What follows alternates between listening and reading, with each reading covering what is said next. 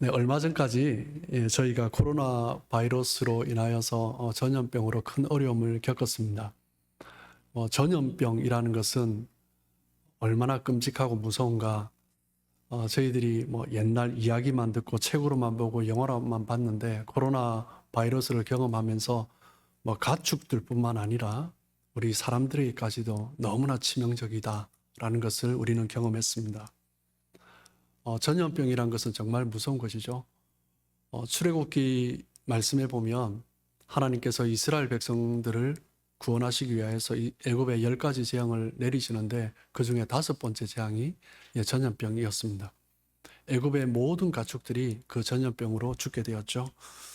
그리고 사무엘하 24장에 보면 다윗이 하나님을 무시하고 교만이 너무나 높아져서 그렇게 하고 있을 때 그때 하나님께서 다윗을 징계하셨는데 사무엘하 24장 15절을 보시면 전염병으로 아침부터 정하신 때까지 이스라엘에게 내리셨는데 단에서부터 부엘세바까지 단은 이스라엘 최북단 그 헐몬산 바로 아래 있는 곳이 단이죠.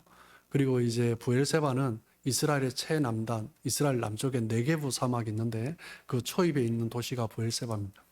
그래서 단에서부터 부엘세바까지라는 의미는 이스라엘 전역을 말을 하는 거죠. 7만 명이 죽게 되었습니다.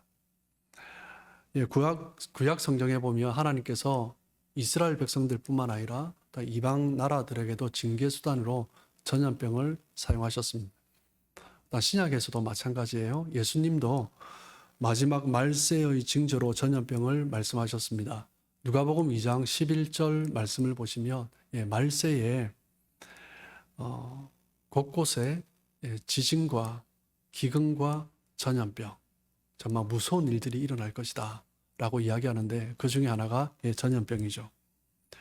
이렇게 성경에서 나오는 전염병은 하나님의 징계와 심판의 도구로 사용되었습니다. 전염병은 말세의 징조 중에 하나다라고 이야기를 하고 있습니다. 성경에서 말을 하는 전염병 거의 다죠. 죽이는 병입니다. 그런데 이 전염병 중에 살리는 전염병이 하나가 있는데 바로 오늘 우리가 읽은 본문의 말씀입니다. 사도 바울이 3차 전도 여행 중에 이제 전도를 마게도냐로 가서 이제 마무리를 하고 이제 헬라 지역에서 이제 돌아오려 할 때 성령께서 말씀해 주셨어요. 예루살렘으로 가면 이제 큰 박해가 있을 것이다. 이제 네가 이제 묶여지게 될 것이다. 그런 성령의 감동이 있었습니다. 그럼에도 불구하고 사도 바울은 예루살렘을 향해서 갔죠. 사람들이 만류하고 부리쳤음에도 불구하고 예루살렘에 도착했습니다. 바울이 예루살렘에 도착해서 먼저 성전에서 정결례를 했습니다. 예루살렘에 있는 교회의 장로들, 야고보와 장로들을 만난 이후에 단 성전에 가서 정결례를 했죠. 그때 유대인들이 소동을 일으켰습니다. 소동을 일으켜서 그것을 보고 로마 군인들, 천부장과 함께 바울을 결박해서 로마 군인의 영내로 끌고 갔죠. 그리고 이제 천부장은 사도 바울을 암살하려는 시도가 있다. 암살단이 40여 명이나 조직되어졌다라는 그 첩보를 듣고 이제 사도 바울을 안전한 곳으로 이제 옮깁니다. 그래서 예루살렘에서 약 100km 떨어진 가이사라로 총독 관저가 있는 곳이죠. 그것으로 호송을 시켰습니다. 오늘 본문은 사도 바울이 예루살렘에서 가이사라로 이송된 이후에 그 이야기가 기록되어 있습니다. 사도행전 24장 1절 말씀을 보시면 닷새 후에 가이사라로 옮겨진 닷새 후에 대제사장 아나니아가 어떤 장로들과 한 변호사 더들로와 함께 내려와서 총독 앞에서 고발하니라. 벨리스 총독에게 유대인들이 함께 왔어요. 대제사장과 그리고 변호사를, 언변에 능한 변호사를 대동해서 와서 이제 고발을 했습니다. 고발 내용은 3가지였습니다. 24장 5절 6절 말씀을 보시면 첫 번째 고발 내용이 무엇이냐면 전염병 같은 자다. 천하에 흩어진 유대인들을 다 소유하겠다. 첫 번째 제명이 무엇이냐면 소란죄입니다. 두 번째 제명은 나사렛 이단의 우두머리라. 불법 단체 결성죄죠. 나사렛 땅의 우두머리다라는 것입니다. 세 번째 죄는 무엇이냐면 그가 성전을 더럽겠다. 성전 모독죄였습니다. 이 세 가지 제목으로 제사장 아나니아와 유대인들 그리고 그 더들로 변호사가 고소를 하는 것입니다. 이 세 가지 제목 중에서 눈에 띄는 것이 하나 있습니다. 5절의 말씀이에요. 소요죄입니다. 24장 5절을 보시면 전염병 같은 자다. 천하에 있는 유대인들을 다 소욕했다.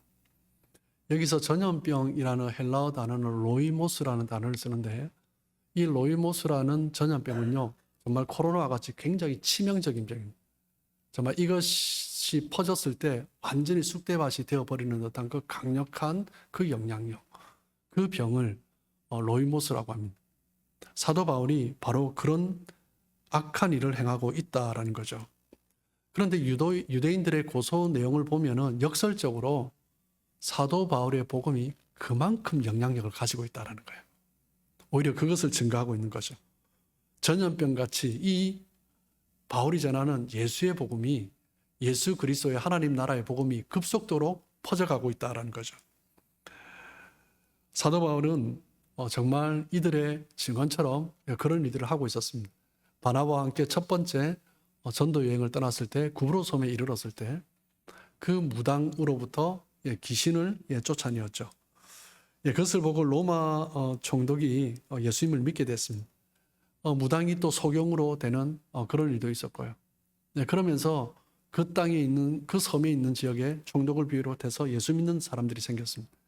그리고 아시아 지역으로 들어가서 복음을 전했을 때 그곳에 있는 사람들이 우상을 버리고 주술에 관련된 책들을 불태우는 그런 일도 일어났고요. 교통의 요충지 에베소에서는 교통뿐만 아니라 우상도 가득한 도시였죠. 그 우상 관련 사업을 했던 사람들이 큰 타격을 입어서 소란을 일으킬 수밖에 없는 그런 지경도 있었습니다. 빌립보에서는 점치는 여자아이에게서 귀신이 떠나가게 했더니 그 점치는 여자아이로부터 빌어먹던 사람들이 사도 바울을 또 고소를 하고 또 그로 말미암아 또 감옥에 가고 그런 일도 있었습니다. 지금 24장을 보고 있지만 그 이후에 보면 이제 28장에 사도 바울이 이제 로마로 이제 끌려가게 되죠. 근데 로마에서는 제수의 몸으로 그 지역에 복음을 증거하는 그런 일도 계속 했습니다. 정말 사도 바울은 가는 곳마다 전염을 시키는 사람이었습니다. 제사장 아나니아가 고소한 것처럼 사도 바울은 바로 예수 바이러스 그 자체였습니다. 사도 바울이 가는 곳마다 사람들의 철학과 사상, 우상들을 무너뜨렸고 예수 그리스도를 믿게 된 사람들이 함께 모여서 그 복음을 중심으로 교회를 세웠고 그러면서 우리가 구해야 될 것은 하나님의 나라다라는 그 마음을 가지고 예수 믿는 것이 이 땅 가운데 어려움이 있고 핍박이 있지만 그럼에도 불구하고 우리는 하나님 나라의 백성이기 때문에 정말 이 땅의 핍박도 넉넉히 이겨낼 수 있다라는 그런 마음을 가지도록 사람들을 그렇게 세워갔습니다. 그래서 대제사장과 유대인들은 예수를 전하는 그 사도 바울을 비난하고 고소했던 것입니다. 사도 바울이 전한 이 복음은 강력한 전염성을 가집니다. 예수님도 이 복음의 전염성이 얼마나 강한가 그것을 말씀해 주셨습니다. 마태복음 13장에 씨 뿌리는 비유도 말씀하셨는데 먼저 보면 33절에 보면 누룩에 또 먼저 또 비유를 하셨어요. 천국은 마치 여자가 가루 서말 속에 갖다 넣어 전부를 부풀게 한 누룩과 같다. 이 밀가루가 있는데 누룩 조그만 것이 이 전체를 부풀게 하는 것입니다. 하나님의 말씀이 바로 그렇다라는 거죠. 어느 곳에 있든지 하나님의 말씀이 선포되면 하나님의 말씀의 영향력으로 말미암아 그 존재 자체가 변화된다라는 것입니다. 복음의 능력이 바로 그렇습니다. 그래서 사도 바울이 로마서 1장 16절에 선포하는 것이 무엇입니까? 하나님의 이 복음은 모든 믿는 자에게 구원을 주시는 능력이 된다. 헬라인이나 유대인이나 누구든지 이 복음이 선포되면 하나님의 나라의 능력, 하나님의 역사가 나타난다는 것입니다. 한 사람에게 복음이 전해지면 정말 겨자씨만한 믿음을 가진다 할지라도 그 믿음으로 말미암아 그 복음의 영향력이 정말 누룩과 같이 정말 커다란 역사를 일으키고 그 한 사람으로 말미암아 또 다른 사람이 믿게 되고 또 다른 사람이 믿게 되면서 많은 사람들에게 변화가 일어나고 그러면서 하나님의 나라가 확장되어져 가는 것입니다. 겨자씨 한 사람의 누룩을 생각하면 저는 생각나는 선교사님이 있습니다. 짐 엘리엇 선교사님이십니다. 에콰도르에서 사역을 했던 분이죠. 미국의 휘튼 대학을 졸업을 하고 몇 년간의 준비를 거친 이후에 젊은 나이에 에콰도르 남미의 에콰도르로 선교를 떠났습니다. 그곳에서 이제 복음을 증거하면서 한 1년 지난 이후에 함께했던 싱글 선교사로 왔던 이제 엘리자베스라는 여자 선교사와 결혼을 했습니다. 그리고 결혼을 한 이후에 한 2년 정도 지나서 아우카 부족이라는 곳에 복음을 전하러 갔는데, 그런데 그 아우카 부족은 외부인과 철저하게 단절된 그런 부족이었습니다. 외부인들이 가까이 접근하면 그냥 창으로 찔러서 살해해 버렸어요. 그래서 짐 엘리엇 선교사님은 비행기를 타고 한 번씩 그 부족 가까이 가서 선물을 떨어뜨리고 돌아왔습니다. 그것을 거의 3년을 했어요. 그런 다음에 그 부족이 있는 근처에 비행기를 착륙시켰습니다. 다른 동료 선교사들과 함께 이제 5명이 그 에콰도르 아우카 부족이 있는 땅을 밟았는데, 그 땅을 밟고 내리자마자 그 아우카 부족들이 창으로 찔러서 그 젊은 5명의 선교사를 죽여버렸습니다. 28살의 나이로 그렇게 준비하고 그 땅을 밟았는데 그렇게 처참하게 죽게 된 거죠. 짐 엘리엇 선교사의 이야기는 여기서 끝나는 것이 아닙니다. 이 이야기를 들은 휘튼 대학교 후배들이죠. 함께 복음이 다시 뜨겁게 타올랐고 많은 사람들이 복음에 헌신하고 선교사로 헌신하면서 휘튼 대학교의 그런 선교의 부흥에 일어났습니다. 뿐만 아니라 그 아내였던 엘리자베스 엘리엇과 함께 다른 선교사님들, 그 5명의 선교사들의 젊은 부인들이 약 1년간 준비 끝에 엘리자벳 같은 경우는 간호학을 준비했어요. 그 지역으로 다시 들어갔습니다. 어떤 여자 선교사님은 20대죠. 어린 아이, 1살, 2살 된 아이를 끌어안고 다시 그 지역을 밟았습니다.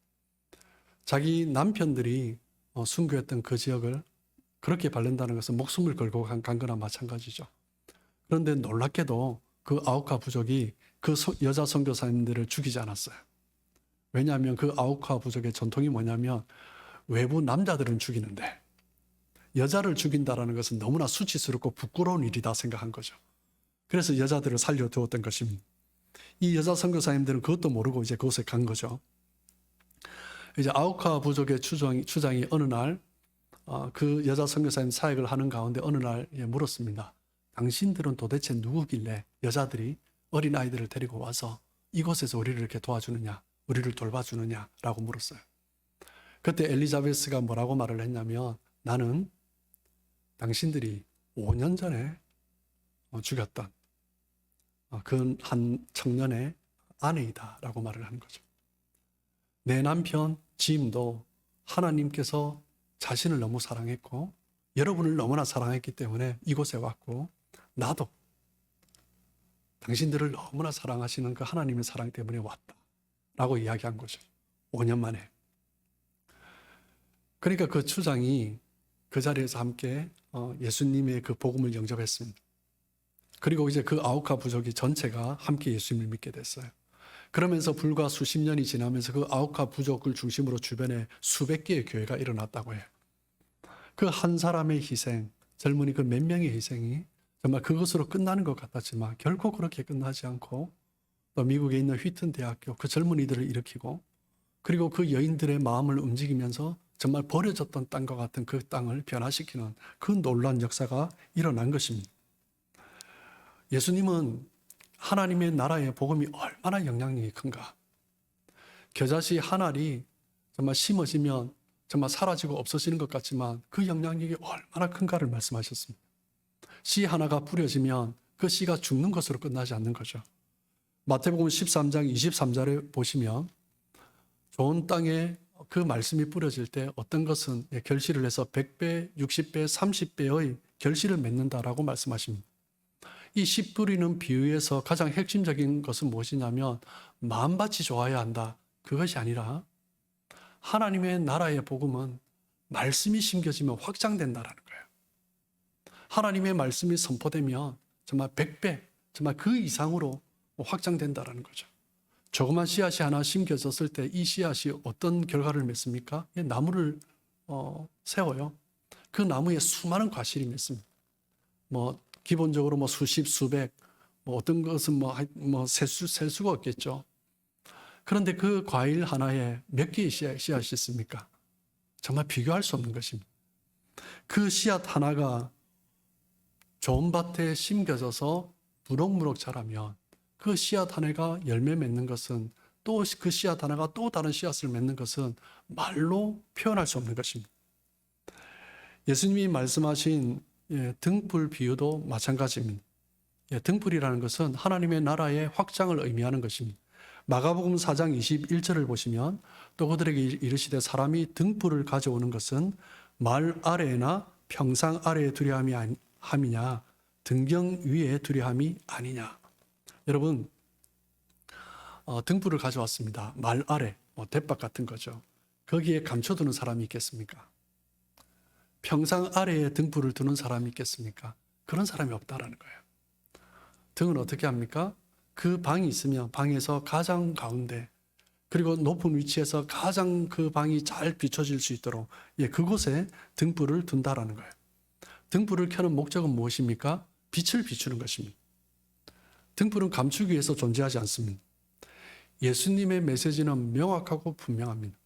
빛으로 오신 예수님은 감춰지는 것이 아니라 드러나는 것이다 라는 거예요. 하나님의 나라는 감춰지는 것이 아니라 드러난다라는 것입니다.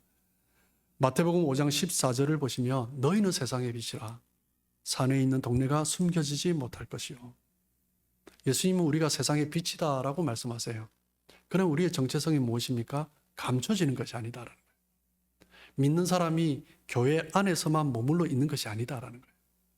그냥 우리끼리 모여서 신앙생활 하는 것, 말 아래, 평상 아래, 그냥 건물 안에 있는 것이 신앙이 아니다라는 거예요. 세상에 나가야 한다라는 거죠. 우리의 빛을 비춰야 한다라는 것입니다.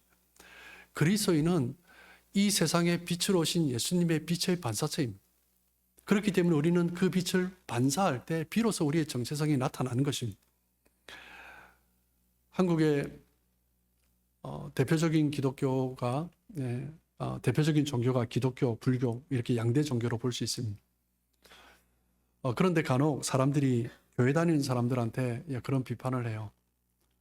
너 교회 다니는데 왜 그래? 교회 다니는 사람이 그럴 수 있어? 이런 말을 한 번씩 듣습니다. 그런데 양대 종교, 불교에 대해서는 너 절에 다니는데 왜 그래? 절에 다니는 사람이 그럴 수 있어? 저 그런 얘기 한 번도 못 들어봤습니다. 예수 안 믿는 사람들이 무교인 사람이 교회 다니는 사람들을 향하여서는 잘못된 것을 뭐라 하는데 절에 다니는 사람들한테서는 스님 빼고는 우리 그 사람들이 목사님한테 목사 이러니까 스님은 그냥 스라고 불러야 되죠. 스 빼고는 교회 다니는 사람만 그렇게 이제 비난하는 거죠. 왜 그렇습니까? 그리스도인은요 빛으로 드러난 존재이기 때문에, 세상의 빛이기 때문에, 세상이 아무리 어두워도 교회의 빛이 있으면 세상은 소망을 가질 수 있습니다. 이것은요 그냥 우리 교회 다니는 사람들이 하는 얘기 아니라 한국 역사도 마찬가지입니다. 한국 역사가 어둠 가운데 있을 때, 정말 힘들고 어려울 때 복음이 들어옴으로 말미암아 한국 역사가 바뀌었습니다. 예수 믿는 사람은 감추어질 수가 없습니다. 복음은 감추어질 수가 없습니다. 간혹 예수 믿는 것을 드러내는 것을 조금 불편해하고 거북스러워하는 분들이 있습니다. 물론 이해되는 부분도 있습니다. 예수 믿는 것을 드러냄으로 말미암아 불이익을 당하는 경우도 있고요. 그것으로 말미암아 비즈니스를 한다든지 다른 어떤 분을 자유롭게 못하는 그런 경우도 있습니다. 예수를 믿는 사람이 그렇게 한다는 것은 자신의 정체성을 잃어버리는 거죠. 우리가 복음을 받았는데 그 복음을 감추어 둘 수는 없는 것입니다. 요즘 많은 사람들이 교회가 점점 움츠러들고 있다라고 말을 합니다. 그 가장 근본적인 이유는 무엇 때문입니까? 사람들이, 성도들이 세상에 나가서 빛된 삶으로 살아가기보다는 교회 안에서만 머물러 있기 때문입니다.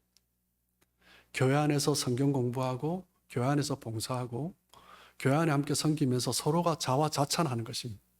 그것이 신앙생활이라고 생각합니다. 아니요, 성경은 절대 그렇게 말하지 않습니다. 신앙은요, 세상의 빛으로 드러나는 것입니다. 세상의 빛이 교회 안에만 머물러 있으면 예수님께서 말씀하신 것처럼 말 아래 두는 거죠. 평상 아래 두는 것입니다. 그는 감추어지는 거죠. 빛은 감출 수가 없는 것입니다. 그래서 우리의 목적은 빛을 드러내는 거예요. 하버드 대학에서 32년간 12,000명을 대상으로 행복의 전념에 대한 조사를 했습니다. 내가 행복할 경우 이 행복이 다른 사람에게 얼마나 영향을 미치느냐, 그것을 조사를 했어요. 어떻게 조사했는지 32년간 조사를 했다고 하니까, 그것도 12,000명을 대상으로 했다니까 굉장히 심도 깊게 조사를 한 것 같아요. 내가 행복할 때 나를 통해서 내 가족이나 친구가 행복할 확률이 15%라고 합니다. 그런데 내가 또 행복했는데 그 다음 단계, 내 가족의 친구, 친구의 친구가 행복할 효과는 약 10%가 더 상승했다고 해요. 그리고 그 다음 단계, 내 친구의 친구가 행복할 경우는 6% 효과가 상승했다고 합니다. 그런데 이제 또 그 다음 단계, 친구의 친구가 행복할 경우는 거의 효과가 나타나지 않았다고 해요. 그래서 일반적으로 심리학에서도 마찬가지로 한 사람이 어떤 감정 상태인가, 한 사람이 어떤 말을 하는가, 거기에 따라서 하루에 미칠 수 있는 영향력이 한 50명 정도라고 해요. 즉, 내가 행복한 말을 하면 내 주변에 50명이 함께 행복할 수 있는 거예요. 내가 짜증 섞인 말을 하고 불평하는 말을 하면 내 주변에 50명이 피곤한 거예요. 우리의 삶은 그렇게 전염이 되는 것입니다. 우리는 특별한 경험을 하면 사람들에게 말을 하고 싶어 합니다. 좋은 것을 말을 해야 되죠. 여러분, 특별한 경험을 하면 말하고 싶지 않습니까? 대표적인 것이 뭐예요? 손주를 볼 때입니다. 손주를 보면 다 아는 얘기 아닙니까? 그 집 손주나 저 집 손주나 다 똑같죠. 들어보면 다 똑같은 얘기인데 말하고 싶은 거예요. 다른 사람이 얘기할 때는 별로 듣고 싶지 않았는데 내가 그 경험을 하니까 정말 돈을 내놓고 이야기하시더라고요. 제가 식당에 갔는데 어떤 분이 손주 얘기 자꾸 하니까 너 자꾸 하면 너 밥 사. 오케이, 밥 살게. 이러면서도 말하기 시작하는 거예요. 다른 사람이 경험한 것은 그냥 지식이에요. 그냥 상식이에요. 근데 내가 경험한 것은요, 말하고 싶은 거예요. 자랑하고 싶은 거예요. 복음이 바로 그런 것입니다.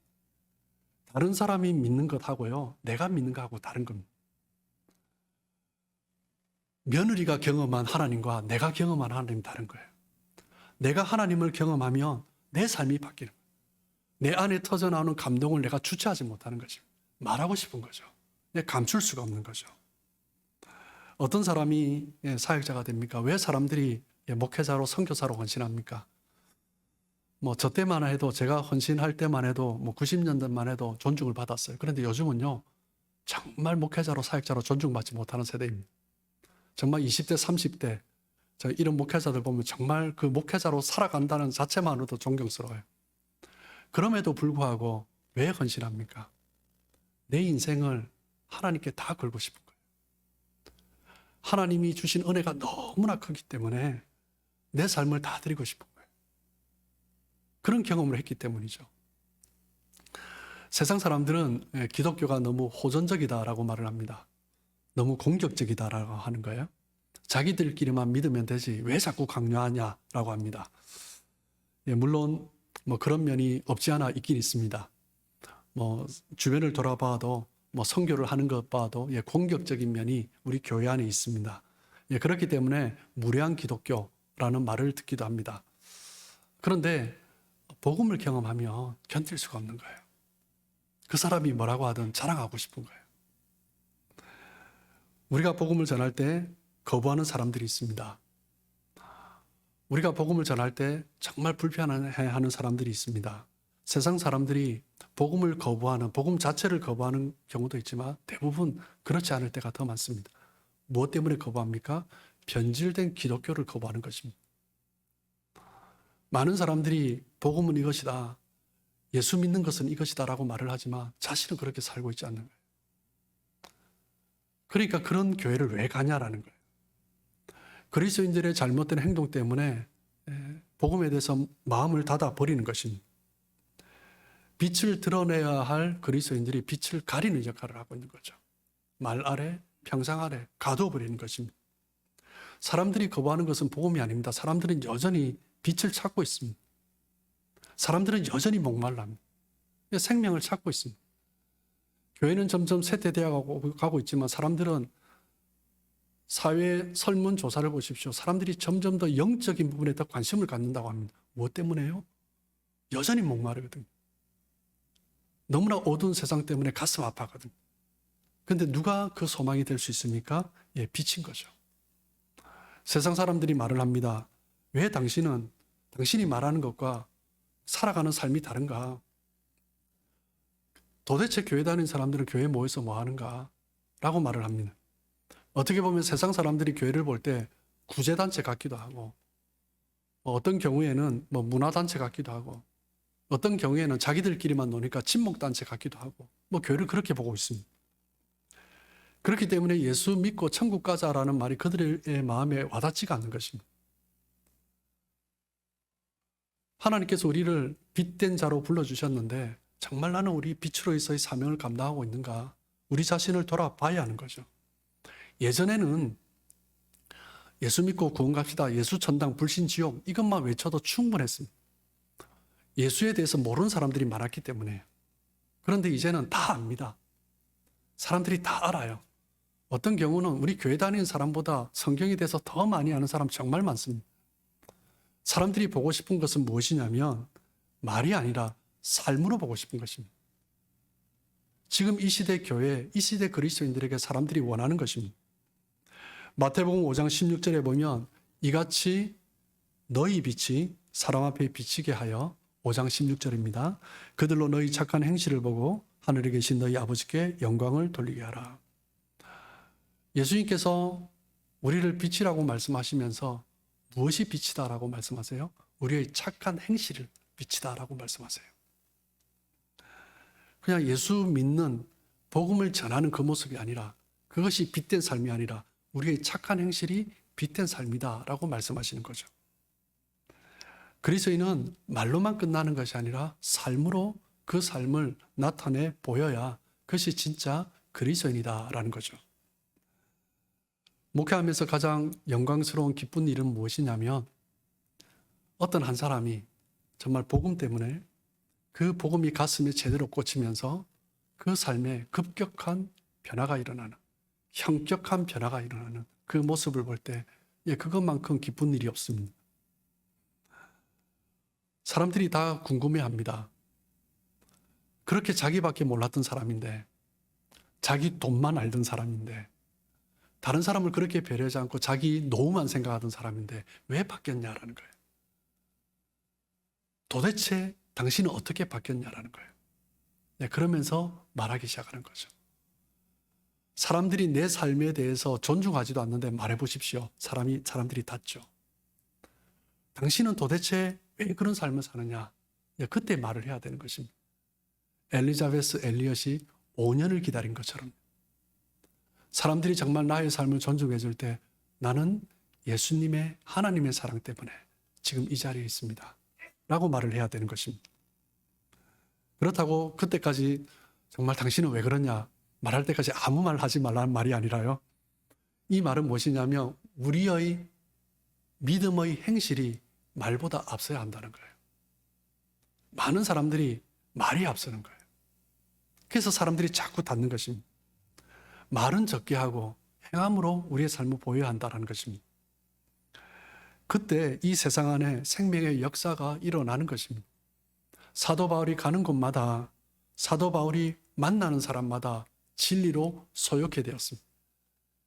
그들의 살아왔던 삶의 옛 습관을 버리고 정말 하나님 안에서 새로운 소망을 꿈꾸면서 일어났습니다. 정말 그와 같이 우리 사랑하는 성도님들, 여러분의 삶의 자리에서 그런 일이 일어나길 주님의 이름으로 축복합니다. 여러분의 모습을 통해서, 여러분의 말을 통해서 사람들이 어떻게 이런 일이 일어날까?